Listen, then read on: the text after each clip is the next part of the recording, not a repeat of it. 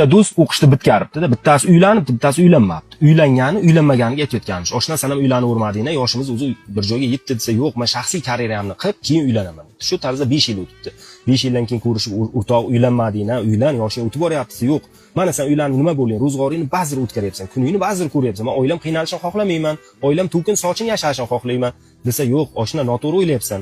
Har bir rizqni Alloh beradi, har bir bandaga rizqni Alloh beradi. Sen noto'g'ri o'ylayapsan, uylanaversa, yo'q, xullas men karyera boshlab keyin uylanaman. Yillar o'tibdi-da, yosh 40 dan ham o'tib ketibdi-da. Oshna uylanmading, yoshingni qara bir joyga yetdi. Sen ozgina qoldi, oshnaman, ozgina qoldi. Mana men bu bolani qara deb telefonni ko'rsatayotganmiz. Hali 16 ga to'lmagan bola IT sohasida O'zbekistonda nom beradi endi. Mana shu bir ishimga yordam berib yuborsa, shu bilan karyeram boshlanib ketardi debdi. Faqat $3000 so'rayapti-da debdi. Yo'q, shu bola yordam bersa bo'ldimi, ishing bo'lib ketadi. Ha, $3000 so'rayapti desa, men aytaman, tekinga qilib beradi bu bola, faqat uylanasan. Yo'q, bu bolani taniysanmi desa, ha, o'g'lim bo'ladi.